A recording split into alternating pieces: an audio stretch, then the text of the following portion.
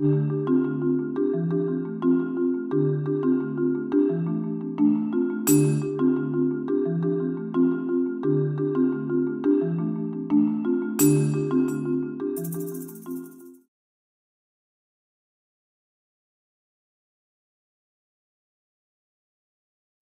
faisons partie des associations de librairie atlantique depuis la création de la librairie. Alors nous, ça a été vraiment comme un tuteur. C'est très particulier parce qu'après, ils nous ont vraiment guidés juste après l'ouverture de la librairie, la reprise. Mais ils ont été véritablement un tuteur avec nous. Au quotidien, ils étaient présents pour la moindre inquiétude, notamment par rapport à ces dossiers de subventions, d'aides, etc.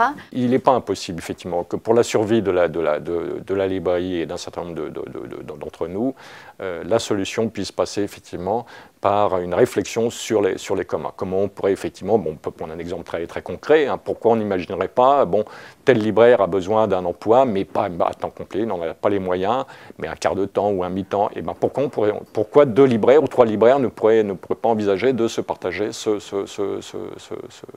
cet emploi? En ce qui concerne le coût des transports, il y a un certain nombre de librairies à Lyon qui font appel à un coursier indépendant qui vient enlever nos retours dans la librairie. Donc on s'est mutualisé, on a choisi quelqu'un, un coursier, et le fait d'être à plusieurs nous a permis de faire baisser les coûts, des transports de retour. Depuis plusieurs années, nous répondons à la plupart des appels d'offres sous la forme d'un groupement conjoint à 2 ou 3 libraires.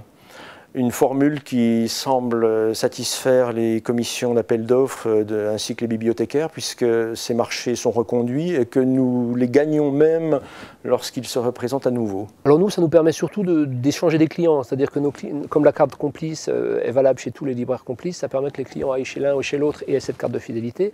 Et surtout, nous, ça nous donne vraiment la direction de, on me demande un livre scolaire, moi je vais les envoyer chez Durance, on me demande un truc très spécifique en bande dessinée, je l'enverrai chez Aladdin. Enfin, ça a cet intérêt-là et ça permet justement de montrer aux gens déjà qu'on ne se tire pas dans les pattes. Un outil performant dont s'est dotée la profession, hein, qui s'appelle Datalib. Hein, et cet outil permet en effet de situer la présence d'un livre dans les librairies, les 210 je crois librairies de Datalib. Donc ça, encore ce matin, j'ai eu un client qui est venu, qui m'avait été envoyé par un confrère du département, sachant que j'étais en possession d'un livre qu'il recherchait. Nous avons un projet que nous voulons mettre en place à partir de septembre, qui est un peu à l'image de ce qui se fait avec certains libraires parisiens, de mutualiser des stocks et de géolocaliser ces stocks et entre libraires se rendre le service de se dépanner d'un livre que les autres n'auraient pas.